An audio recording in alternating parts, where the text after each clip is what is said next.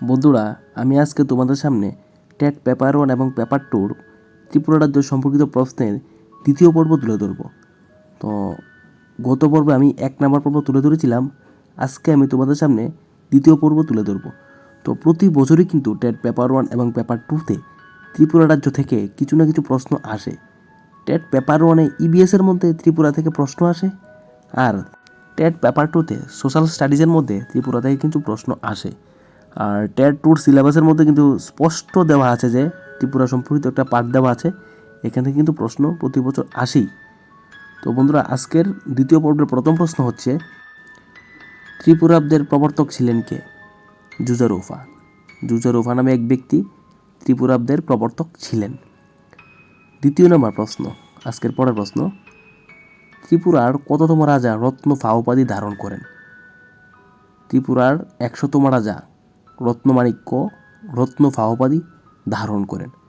অর্থাৎ ত্রিপুরার 100 কিন্তু রাজারা রত্নফা উপাধি ধারণ করতেন। তো এই রত্নফা উপাধি কে প্রচলন করেন? রাজা রত্নমাণিক্য। রাজা রত্নমাণিক্য রত্নফা উপাধি ত্রিপুরার প্রথম প্রবর্তন করেন বা ধারণ করেন। তিনি কততম রাজা ছিলেন ত্রিপুরার? তিনি 100তম রাজা ছিলেন ত্রিপুরার। মোস্ট ইম্পর্টেন্ট প্রশ্ন কিন্তু এটা কিন্তু ঘুরিয়ে আসতে পারে এইভাবে যে রত্নফা উপাধি কে ধারণ করেন? রত্নমাণিক্য। রত্নফা উপাধি কোন রাজ্যের রাজার উপাধি ছিল? ত্রিপুরা রাজ্যের। ত্রিপুরার কততম রাজা রত্নফা উপাধি ধারণ করেন? 100তম রাজা। ত্রিপুরার 100তম রাজা কে ছিলেন? রত্নমাণিক্য। এই প্রশ্নটাতে কিন্তু এই 4-5টা প্রশ্ন কিন্তু ঘুরিয়ে করতে পারে। মোস্ট ইম্পর্টেন্ট প্রশ্ন কিন্তু এটা। পরের প্রশ্ন, ত্রিপুরার মাণিক্য রাজবংশের প্রতিষ্ঠাতা কে ছিলেন? ত্রিপুরার যে মাণিক্য রাজবংশ ছিলেন, এই মাণিক্য রাজবংশের প্রতিষ্ঠাতা কে ছিলেন? ছিলেন ধন্যমাণিক্য। রাজা ধন্যমাণিক্য ত্রিপুরার মাণিক্য রাজবংশের প্রতিষ্ঠাতা ছিলেন। আজকের পরের প্রশ্ন, 4 নম্বর প্রশ্ন হচ্ছে, ত্রিপুরাতে কয়টি উপজাতি গোষ্ঠী রয়েছে? আমাদের যে ত্রিপুরা রাজ্য রয়েছে, এই ত্রিপুরা রাজ্যে কিন্তু বিভিন্ন উপজাতি গোষ্ঠীর বাস। তো সারা রাজ্যের মধ্যে কিন্তু এই উপজাতিরা ছড়িয়ে ছিটিয়ে বসবাস করছে। তো কয়টি উপজাতি গোষ্ঠী ত্রিপুরা রাজ্যের মধ্যে বসবাস করছে? 19টি উপজাতি গোষ্ঠী। পরের প্রশ্ন, 5 নম্বর প্রশ্ন হচ্ছে, ত্রিপুরার উপজাতি গোষ্ঠীগুলির নাম লেখো। আমরা প্রিভিয়াস প্রশ্নে দেখেছিলাম ত্রিপুরায় 19টি উপজাতি গোষ্ঠী বসবাস করে। এই প্রশ্নে বলা হয়েছে তাদের নামগুলি কী কী? এই উপজাতি গোষ্ঠীর নামগুলি কী কী? তারা হচ্ছে ত্রিপুরী, রিয়াং, জমাতিয়া, চাকমা, হালাম, মগ, লুসাই, উইচ, কুকি, গারো, মুন্ডা, উরাং বা উরাও, উরাও, সাঁওতাল, খাসিয়া, বিল, সাইমল, বুটিয়া, লেপচা এবং নোয়াতিয়া। এই 19টি উপজাতি গোষ্ঠী ত্রিপুরার বিভিন্ন জায়গায় ছড়িয়ে ছিটিয়ে বসবাস করছে। মোস্ট ইম্পর্টেন্ট প্রশ্ন কিন্তু এটা, অনেক ইম্পর্টেন্ট প্রশ্ন। ত্রিপুরার উপজাতি গোষ্ঠী কয়টি? 19টি। পরের প্রশ্ন, 6 নম্বর প্রশ্ন, ত্রিপুরার উপজাতি সমাজ কীরকম ছিল?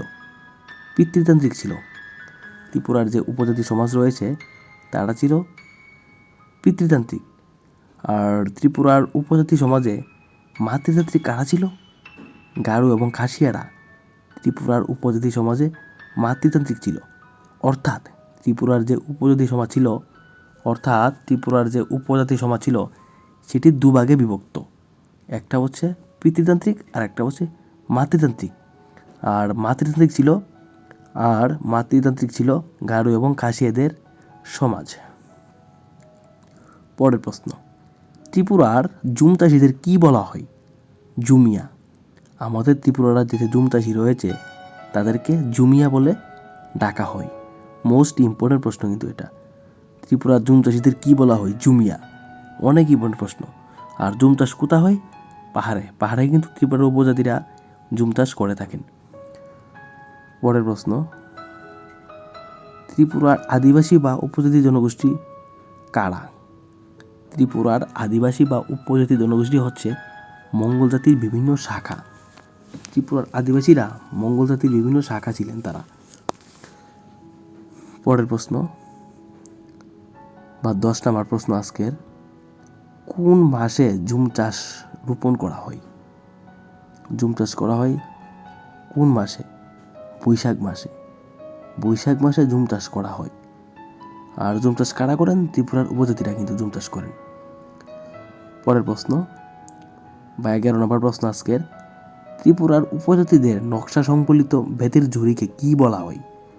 আমরা জানি ত্রিপুরার যে উপজাতি সমাজ রয়েছে, এই উপজাতিরা নকশা সংবলিত এক ধরনের বেতের ঝুড়ি ব্যবহার করেন। সেই ঝুড়িটার নাম কি?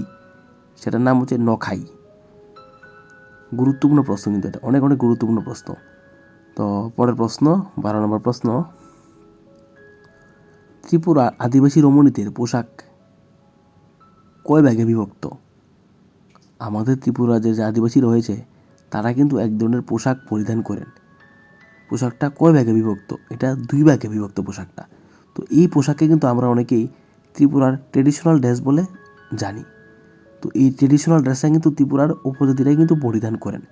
তো এই পোশাকটা 2 ভাগে বিভক্ত। তো আদিবাসী রমণীদের পোশাকগুলি কি কি? এটা হচ্ছে পরের প্রশ্ন। আমি আগের প্রশ্নে বলেছিলাম বা প্রিভিয়াস প্রশ্নে বলেছিলাম, ত্রিপুরা যে আদিবাসী রমণীরা রয়েছে তারা 2 ধরনের পোশাক ব্যবহার করেন।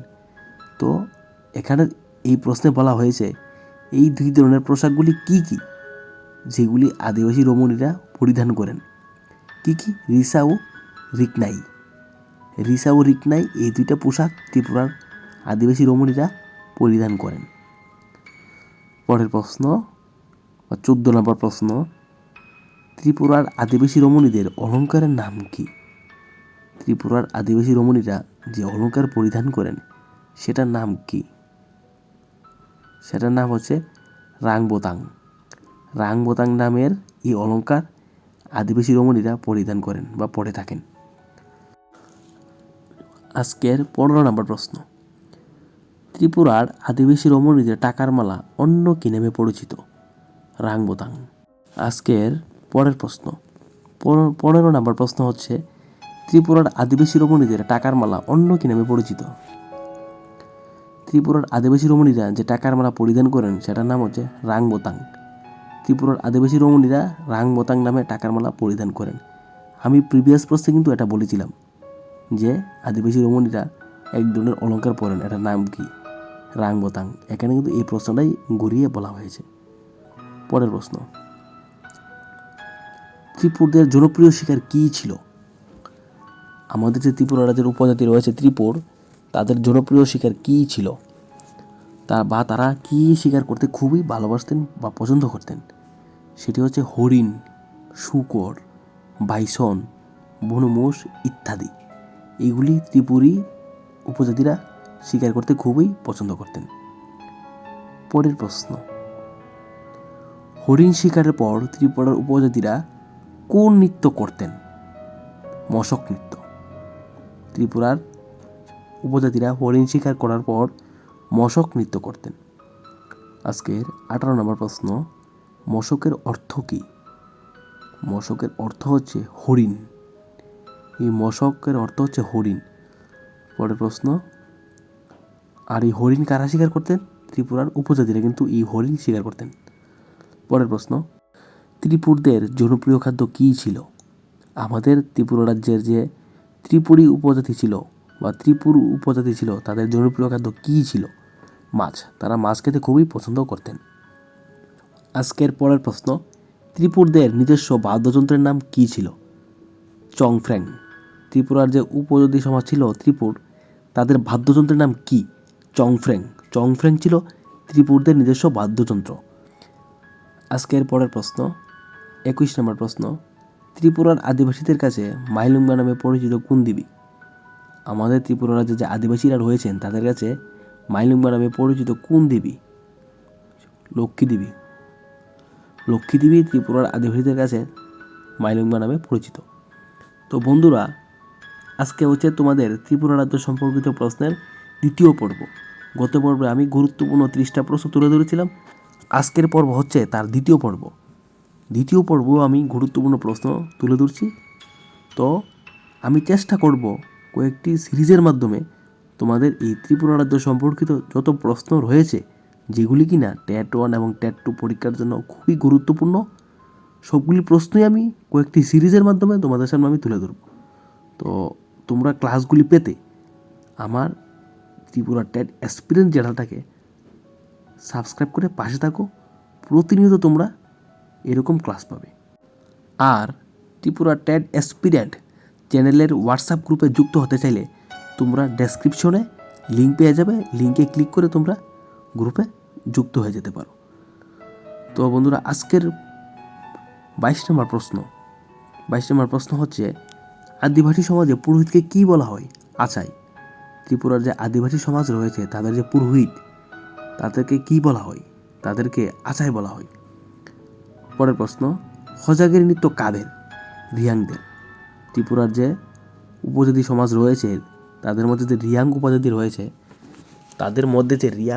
রয়েছে, তারা হজাগের নৃত্য করতেন। পরের প্রশ্ন, রিয়াংদের নৃত্যের অন্য নাম কি? ভারসাম্য নৃত্য। তো রিয়াংরা কিন্তু হজাগের নৃত্য করতেন, আর রিয়াংদের নৃত্যের অন্য নাম কি? ভারসাম্য নৃত্য। অর্থাৎ হজাগের নৃত্যের অন্য একটা নাম ছিল, অন্য একটা নাম আছে, তা কি? ভারসাম্য নৃত্য। হজাগের নৃত্যের অন্য নাম ভারসাম্য নৃত্য। গুরুত্বপূর্ণ প্রশ্ন, এটা গুরুত্বপূর্ণ। পরের প্রশ্ন, বিজু নৃত্য কাদের? চাকমাদের নৃত্য। চাকমা উপজাতিরা বিজু নৃত্য করতেন। আজকের 26 নম্বর প্রশ্ন, বর্ষবরণ নৃত্য কাদের? বর্ষবরণ নৃত্য হচ্ছে চাকমাদের নৃত্য। বিজু নৃত্য চাকমাদের, বর্ষবরণ নৃত্য চাকমাদের। গুরুত্বপূর্ণ প্রশ্ন এগুলো, প্রতিটা প্রশ্নই কিন্তু গুরুত্বপূর্ণ। আজকের পরের প্রশ্ন, গারোদের নৃত্যের নাম কি? রণনৃত্য। আর পরের প্রশ্ন 28 নম্বর প্রশ্ন, লুসাইদের নৃত্যের নাম কি? বংশনৃত্য বা চেয়ার নৃত্য। বংশনৃত্য বা চেয়ার নৃত্য লুসাইরা করতেন। পরের প্রশ্ন, হালামদের নৃত্যের নাম কি? হৈ হক নৃত্য। ত্রিপুরার যে উপজাতি সমাজ রয়েছে হালাম, তাদের নৃত্যের নাম হচ্ছে হৈ হক। তারা হৈ হক নৃত্য করতেন। আজকের শেষ প্রশ্ন অর্থাৎ 30 নম্বর প্রশ্ন, বিনোদনমূলক নৃত্যের নাম কি? বংশনৃত্য বা চেয়ার নৃত্য। বিনোদনমূলক নৃত্যের নাম হচ্ছে বংশনৃত্য বা চেয়ার নৃত্য। তো এই প্রশ্নটা কিন্তু বন্ধুরা আমি প্রিভিয়াস প্রশ্নে বলেছিলাম, সম্ভবত 28 নম্বর প্রশ্নে আমি এটা বলেছিলাম যে লুসাইদের নৃত্যের নাম কি? বংশনৃত্য বা চেয়ার নৃত্য। তো লুসাইরা যে নৃত্য করতেন এটাকে কিন্তু বিনোদনমূলক নৃত্য বলা হয়, তার নাম হচ্ছে বংশনৃত্য বা চেয়ার নৃত্য। তো বন্ধুরা, এই ছিল তোমাদের আজকে দ্বিতীয় পর্বের গুরুত্বপূর্ণ প্রশ্ন। তো সবগুলি প্রশ্নই কিন্তু তোমাদের ত্রিপুরা ট্যাট 1 এবং ট্যাট 2-র জন্য খুবই গুরুত্বপূর্ণ। তো তোমাদের 2025 সালের ট্যাট পরীক্ষাকে সামনে রেখে আমি যতটুকু পারি তোমাদের সবগুলি ক্লাস তুলে ধরার চেষ্টা করব। তো প্রত্যেকটি ক্লাস পেতে তোমরা আমার এই ত্রিপুরা ট্যাট এক্সপিরিয়েন্স চ্যানেলটাকে সাবস্ক্রাইব করে পাশে থাকো।